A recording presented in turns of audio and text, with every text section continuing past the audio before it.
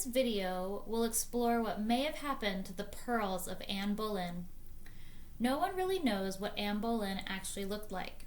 After she was executed in 1536 for treason, insult, incest, and adultery, so that her husband could marry Jane Seymour 11 days after her beheading by sword, all the portraits of Boleyn were destroyed. Our idea of Henry VIII's second wife comes largely from a 17th century portrait, thought to have been recreated from an earlier work, that hangs in room 1 at the National Portrait Gallery in London. There she is, a young and attractive woman, wearing a heavily embroidered bodice and a significant amount of jewelry, most notably a pearl necklace with 3 drops, from which suspends a golden initial B. That B string of pearls is one of the most intriguing of jewelry history questions. Where is it now? The simple answer, no one really knows, but that has never stopped a jewelry sleuth. And Henry and Anne's whole courtship begins and ends on a jewel. One of Henry VIII's first love letters to Anne came with a gold bracelet. There was a picture of him inside.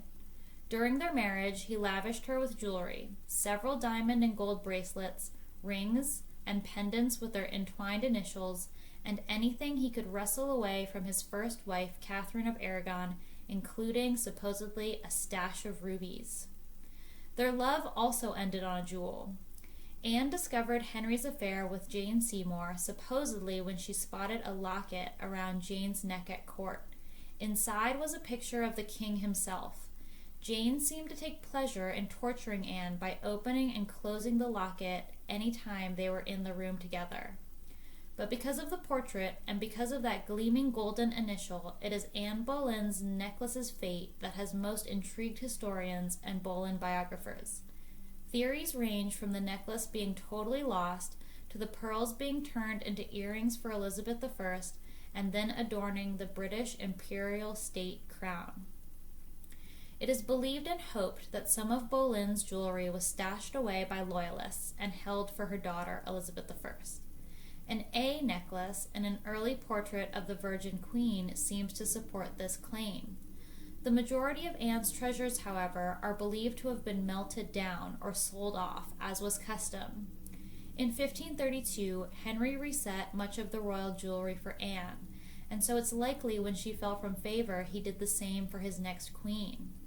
In Eric Ives' biography on Anne, he states that Henry went about setting aside many of the best stones for Anne, as in the case of 4 bracelets, which yielded her no fewer than 18 tabled rubies. Interestingly enough, he not only reset the royal jewelry, he also stripped his first wife of her own jewels. This did not please the former queen, and she responded by saying it would be a sin for her jewels to adorn the scandal of Christendom. If Catherine of Aragon, after 26 years of marriage, was ordered to return her jewels, then Anne's jewels probably suffered a similar fate. However, some of Anne's belongings, like her 2 Book of Hours, survived, and so there is hope that her necklace was saved by perhaps her sister and kept safe until the reign of her daughter, Elizabeth I. There is a persistent rumor that a handful of the pearls from the B necklace remained with the royal family, and they are now among the stones in the Imperial State Crown, set innocently enough against the Black Prince's ruby and the Stuart Sapphire, which would mean, try as he might, Henry could not erase Anne Boleyn from history. The Imperial State Crown anointed Elizabeth II at her coronation. There is also evidence that Henry VIII brought back several treasures associated with Anne's court, several of which were adorned with jewels and emblazoned with their intertwined initials. It's a side of Henry VIII we don't often think about. Perhaps there was inside of him some regret or a fond remembrance. Perhaps Mary Boleyn, Anne's sister, was given the necklace during her last visit with the disgraced queen in the Tower of London and safeguarded it for her niece. According to this persistent lore, 3 of the 4 hanging pearls on the Imperial State Crown, thought to have been added by Elizabeth I, are believed to be those from her mother's famed necklace. We see 6 drop-shaped pearls on Elizabeth in a necklace and brooch in this painting. These 6 drop pearls appear again and again in Elizabeth I's portraiture. Is this the connection to Anne Boleyn's pearls, that 3 came from her necklace and 3 from Henry VIII? Drop shape or teardrop pearls are one of 7 naturally occurring pearl types. They are smooth and symmetrically shaped. They are the second rarest pearl shape. They account for approximately 20% of each pearl harvest and do not occur in the United Kingdom, and so must be harvested from abroad, typically from Tahiti or the South Sea. Perfectly matched pairs of drop-shaped pearls are rare, especially in larger sizes. They have very high rates of luster, and so Elizabeth I having 6 and Anne Boleyn having 3 is very visually stunning. This painting is known as the Coronation Portrait and shows the 26-year-old queen crowned, wearing the cloth of gold that she wore at her coronation on January 15th, 1559, previously worn by Mary I. Her own grandfather, Anne Boleyn's father, was in the crowd on that day, but it's not known if he recognized her or the pearls. She holds the orb and scepter, symbols of her authority. The portrait appears to have been painted in about 1600 and is probably a copy of a lost original from around 1559. Her pose echoes the famous portrait of Richard II in Westminster Abbey, the second known portrait of a British sovereign. Note the overwhelming colors of blue, red, and gold, which were the colors of the British Royal Standard in Tudor England. Note also the 5 drop-shaped pearls in the crown itself and the pearl in her necklace. Pearls symbolize Elizabeth's chastity and connect her to Cynthia, the Greek goddess of the moon who was a virgin and seen as pure. When she was 8 years old, Elizabeth I insisted that she would be a virgin all her life and never marry, and this lore was carried with her whole life. Pearls were given as gifts to the monarchy, to the royals in Tudor England, and are also associated with another eternal virgin, Diana, goddess of the hunt. Note the Black Prince's ruby in the crown and what appears to be the Stuart Sapphire on the side. Let's dive into these other jewels to give some context to Elizabeth I's pearls. The Black Prince's ruby is a large, irregular red spinel weighing 170 carats, set in the cross above the Cullinan II diamond, at the front of the Imperial State Crown of the United Kingdom. This stone is one of the oldest parts of the crown jewels of the United Kingdom, with a history dating back to the middle of the 14th century. It has been in the possession of England's rulers, including Elizabeth I, since it was given in 1367 to its namesake, Edward of Woodstock, the Black Prince. All red gemstones used to be referred to as rubies or balass rubies. It was not until 1783 that spinels, which is what this stone is, was chemically differentiated from rubies. This stone was in the possession of Abu Sa'id, the Arab Muslim prince of Granada. In 1366, Don Pedro's illegitimate brother led a revolt against Don Pedro. Lacking the power to put down the revolt unaided, Don Pedro made an alliance with the Black Prince of England. The revolt was successfully put down, and the Black Prince demanded the ruby in exchange for the services he had rendered. He returned to England with King Pedro's 2 daughters, Donna Constanza of Castile and Donna Isabel of Castile, and marriages were contracted for them to the king's brothers. The Black Prince probably took the ruby back to England at this time, although it disappears from historical records until 1415. During his campaign in France, Henry V of England wore a gem-encrusted helmet that included the Black Prince's ruby. In the Battle of Agincourt, the French Duke of Alençon struck Henry on the head with a battle axe, and Henry nearly lost both the helmet and his life. The battle was won by Henry's forces, and the British prince's ruby was saved.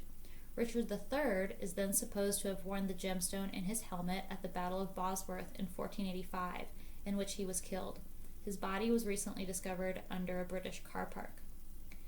Henry VIII's inventory of 1521 mentions a great balass ruby set in the Tudor crown, thought to be the Black Prince's ruby. It remained there until the time of Oliver Cromwell in the 17th century. With the exception of the coronation chair and several other items, Cromwell had the principal symbols of the king's power, the crown jewels, disassembled and sold, and the gold was melted down and made into coins. Oliver Cromwell could have destroyed the paperwork related to Anne Boleyn's pearls. What happened to the Black Prince's ruby, then valued at just £4 by Cromwell during the Commonwealth of England, is not clear, but it came back into the possession of Charles II when the monarchy was restored in 1660. Oliver Cromwell was like an early version of Antifa. He was intent on destroying as many British institutions as possible. His chaotic rage is made clear since his own family relied on the royal family he destroyed. Cromwell's own grandfather, Sir Henry Cromwell, was a Knight of the Shire during the reign of Elizabeth I. At the coronation of Queen Victoria in 1838, she was crowned with a new Imperial State Crown, made for her by Rundle and Bridge with over 3,000 gems, including the spinel at the front. The Queen can be clearly seen wearing the jewel in the Imperial State Crown and her official coronation portrait by Sir George Hayter. This was remade in 1937 into the current lighter crown.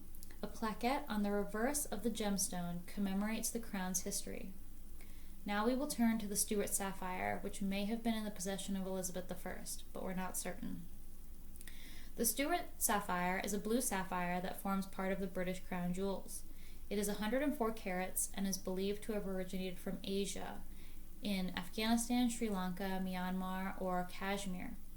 The early history of the gem is quite obscure, but we know Charles II probably had it, and it was definitely among the jewels that his successor James VII took with him when he fled to France after the Glorious Revolution in December 1688. From there it passed to his son, James Stuart, who bequeathed it to his son, Cardinal York, who wore it in his turban. As the last descendant of James VII, the cardinal put the sapphire, along with many other Stuart relics, up for sale. It was purchased by George III in 1807 and returned to the United Kingdom from Italy. On the Imperial State Crown of Queen Victoria, this jewel took pride of place at the front of the circlet, just below the Black Prince's ruby. In 1909, during the reign of Edward VII, it was moved to the back of the crown to make way for the 317-carat Cullinan II diamond. It still occupies that position in the back of the Imperial State Crown, made in 1937. Moving the sapphire to the side also appears to be done in Elizabeth I's coronation portrait. At some point, a hole was drilled at one end, probably to introduce an attachment by which the stone could be worn as a pendant and easily removed. The Stuart Sapphire is on public display with the other crown jewels in the Jewel House at the Tower of London. Let's look at pearls appearing in Elizabeth I's portraiture. The Armada portrait of Elizabeth I of England is the name of any of 3 surviving versions of an allegorical panel depicting the Tudor Queen, surrounded by symbols of royal majesty, against a backdrop representing the defeat of the Spanish Armada in 1588. By this time, Elizabeth I had amassed an incredible amount of jewelry. In 1587, a record of 628 jewelry items was made by the Lady of the Bedchamber. Sir Francis Bacon made the unkind remark that her jewels drew attention away from her aging. English art in this period was isolated from trends in Catholic Italy and owed more to Flemish manuscript illumination than to Renaissance ideas of unity in time and space. In the background view on the left, English fireships drift towards the Spanish fleet, and on the right, the Spanish ships are driven onto a rocky coast amid stormy seas by the Protestant wind, not a Catholic wind. On a secondary level, these images show Elizabeth turning her back on storm and darkness while sunlight shines where she gazes. The Queen's hand rests on a globe below a crown, probably not the Imperial State or Tudor crown, her fingers covering the Americas, indicating England's command of the seas and dreams of establishing colonies in the New World. Virginia would be named for this Virgin Queen. The Queen is flanked by 2 columns behind, probably a reference to the famous impreza of Charles V, which represented the Pillars of Hercules. Art historians have pointed out the striking geometry of the painting, with the repeated patterns of circles and arches described by the crown, the globe, the sleeves, ruff, and gown worn by the Queen. It's a very dramatic image. Could it be this dramatization is reflected in the jewelry too?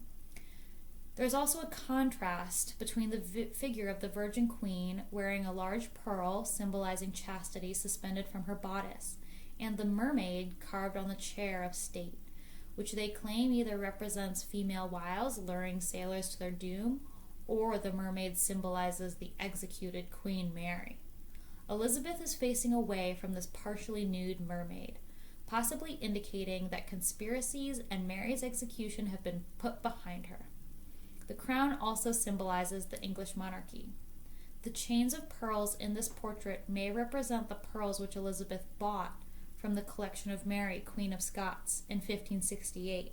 And so we have this overlapping symbolism of pearls, from images of virginity and purity to images belonging to Greek goddesses, to representing pearls that Elizabeth bought from a fallen queen, and pearls that may have come from her mother.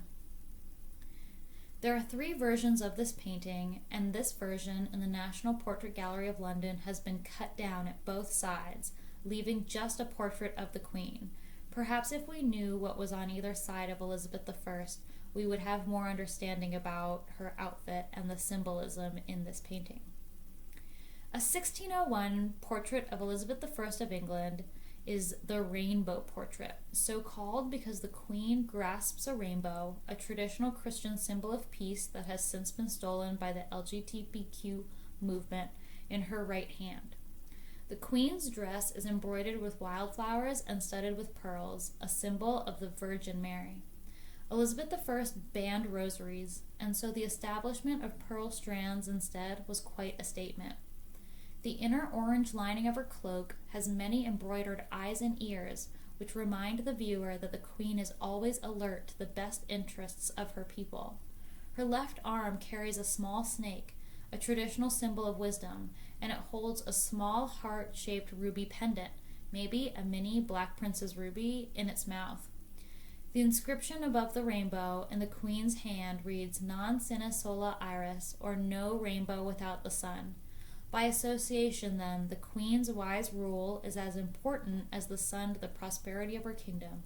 See the large 6 teardrop pearls in her necklace, 1 in her earring, 1, and in her hair, 4. Now let's turn to an Elizabeth I portrait that has an American connection. This is a rare portrait from 1593 of Queen Elizabeth I.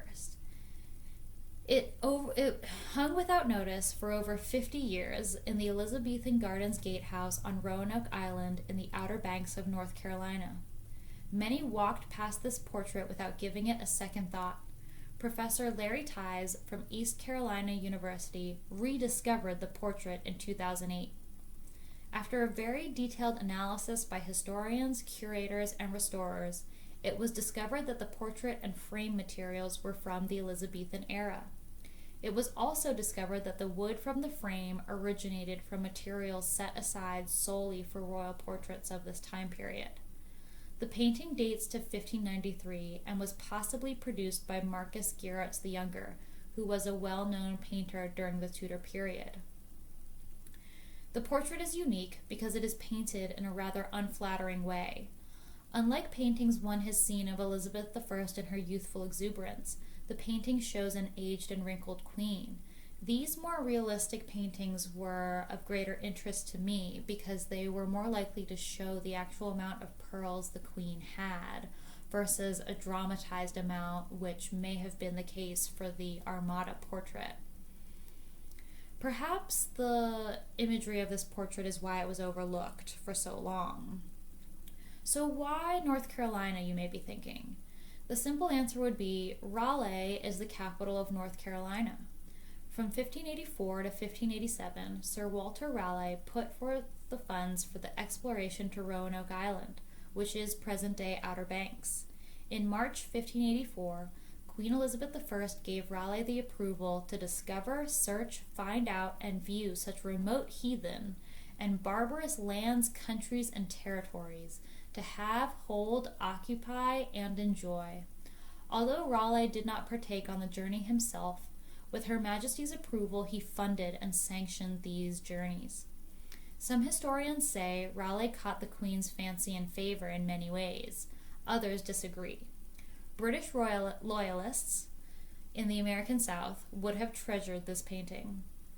Whatever the story may be, North Carolina's Museum of the Albemarle certainly holds a unique treasure from the Elizabethan age. In this painting, see the 6 teardrop pearls in her necklace, 1 in her earring, 3 in her hair, and atop her red piece there is 1.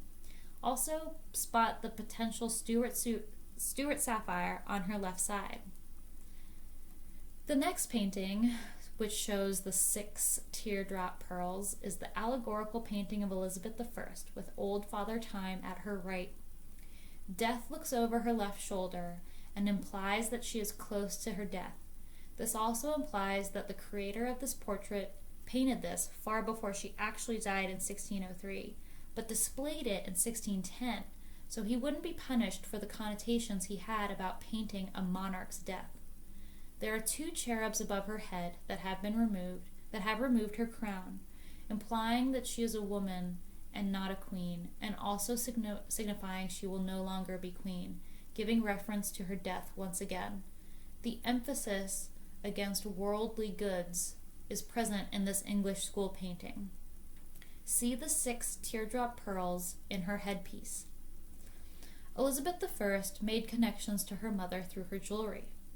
A famous gold, ruby, diamond, and pearl ring Elizabeth I wore in 1575 is known as the Checkers ring. It is a locket ring which conceals cameos of Elizabeth I and Anne Boleyn beneath the center stones. The ring's oblong central white diamonds spell out the letter E, but from a distance with the central pearl, they appear to spell B for Boleyn. Elizabeth I was wearing the ring when she died in 1603 at the age of 69, after which the ring was taken from her to prove her death and announce the news that James VI was now King James I. Since she had no heir, this was the end of the line for the Tudors. But it wasn't the end of the line for all of our knowledge and scholarship about the Elizabethan era and Anne Boleyn.